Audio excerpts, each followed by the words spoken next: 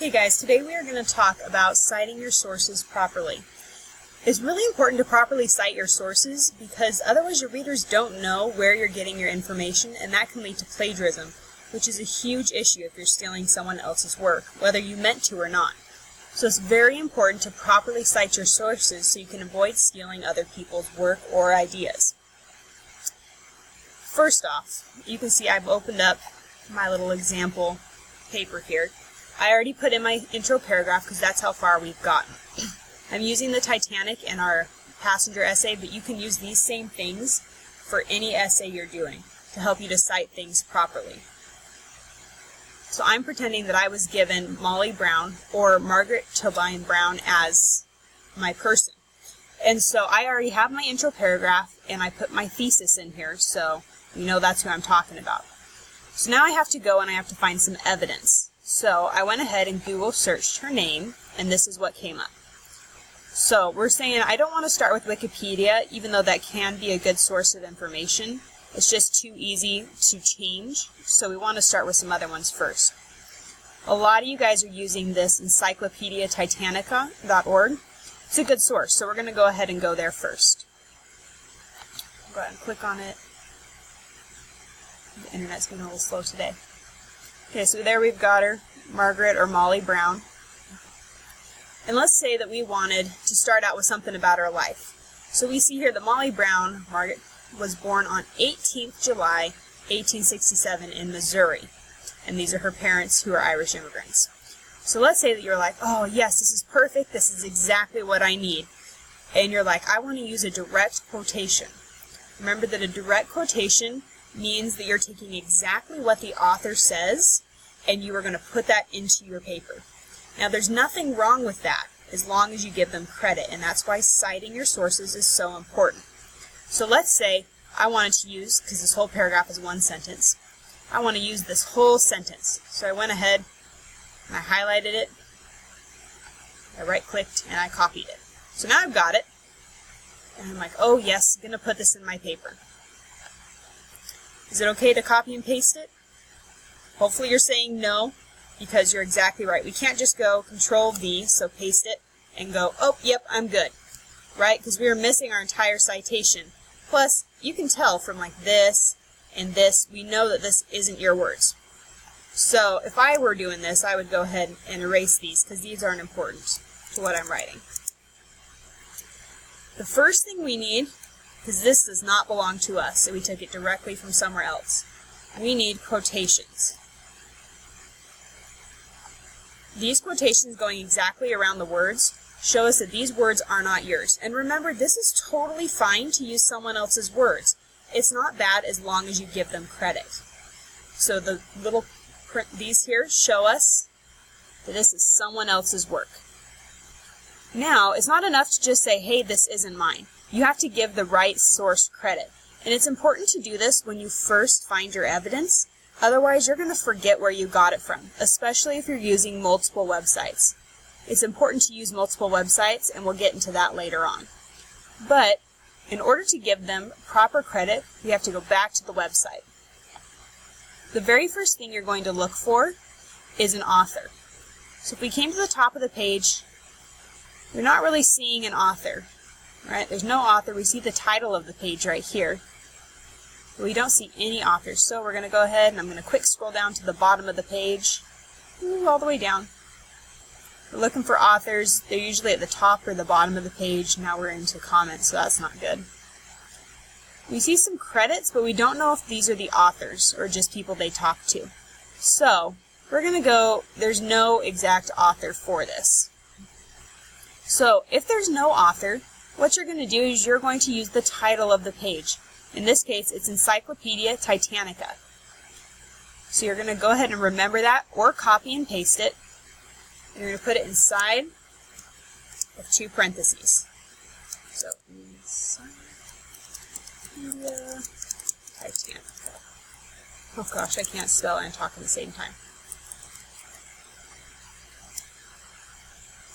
It's always okay to use your spell check. I can't spell this when I'm not trying to talk into the camera. Alright, so once we've got the name of the website, we're not quite done. We still need to say where we got it. If you were using a book, this is where you would put the page number.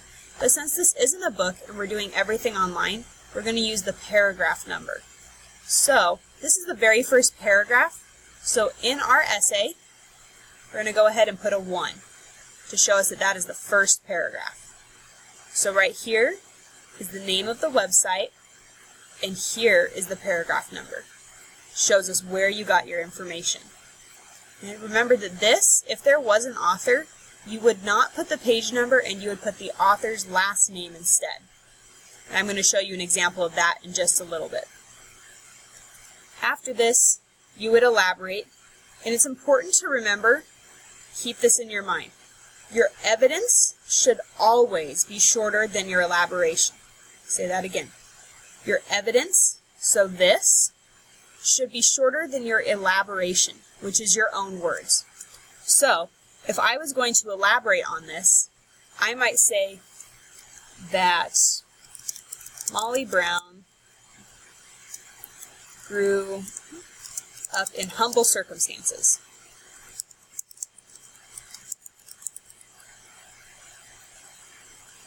And possibly was taught to work hard by her parents.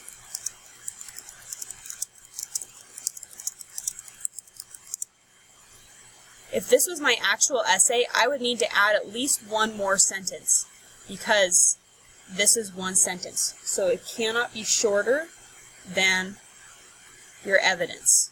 You always want to have more pink, because remember when we highlighted this was pink? You always want to have more pink than green. Your green is your evidence. Alright, so let's say you're like, oh, I wanted to use another source. Because we originally Google searched, my goodness, Molly Brown. So we'll go back to our Google search. We're like, okay, what do I want to use now? I noticed that this has a .org, and we know that that means it's probably a good source. So let's go ahead and click on this. We'll give it a second to load here. So we're looking at this. It's got a picture of Margaret or Molly Brown. Some good information, pictures. Then we're going to look through here. We're like, oh yeah, we already talked about where she was born. We talked about her parents being Irish. But we didn't know that she attended a private school taught by her aunt, Mary O'Leary, until she was 13 years old. So maybe you're saying, oh yes, I want to use this as well. But you just barely used a direct quotation, so instead you're going to paraphrase. Remember, direct quotation means you're taking exactly what the author says and using their words. Paraphrasing means you take their words and you read them, but then you completely put them away and write what you remember. The difference is, with direct quotation, you need quotation marks. That's why it's called a direct quotation. But if you want to paraphrase, or almost summarize what they say, you do not need quotations. So if I was going to summarize this sentence, Margaret attended private school taught by her aunt, Mary O'Leary, until she was 13 years old. I would go away completely. I'm not going to look at it again because that taints what I have to say. I don't want to use any of the same words that they used because then it could be considered plagiarism. So we want it to be pretty much entirely our words. So we could say, Margaret went to school until she was 13.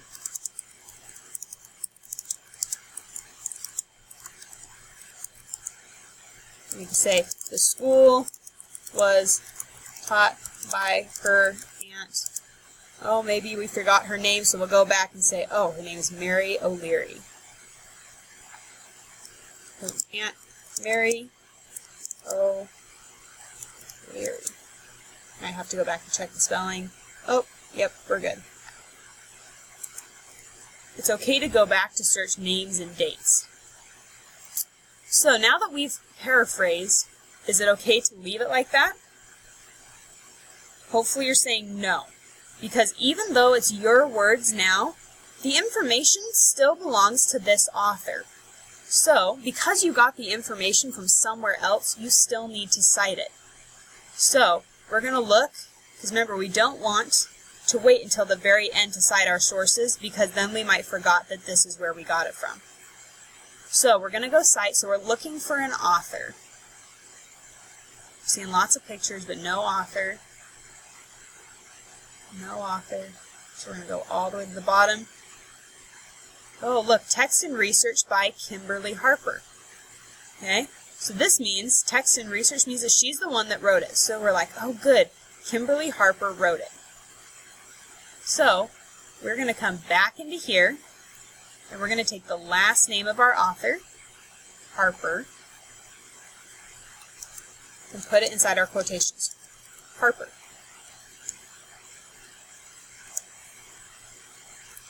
And what are we missing now from this parentheses?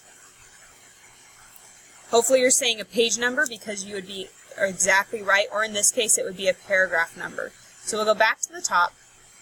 So we start at the top when we got our information out of, out of this paragraph here. So this is our second paragraph. So we would go back, say 2 for second paragraph. So we have the last name of our author and our paragraph number. Later we're going to talk about how to make a works cited page that will give us all the information from here. But for right now, we have Harper 2. So last name of our author and the paragraph number. After this, once again, we need to elaborate.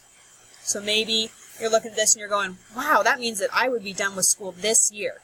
So you could say,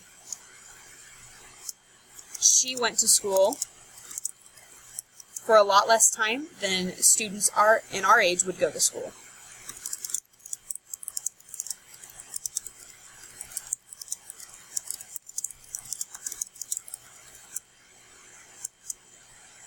This elaborating is your own words.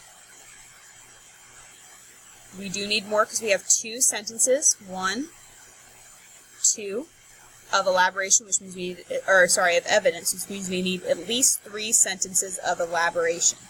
So we need to continue giving our own words. So we have our evidence, and then we said she went to school for a lot less time than students currently would go to school.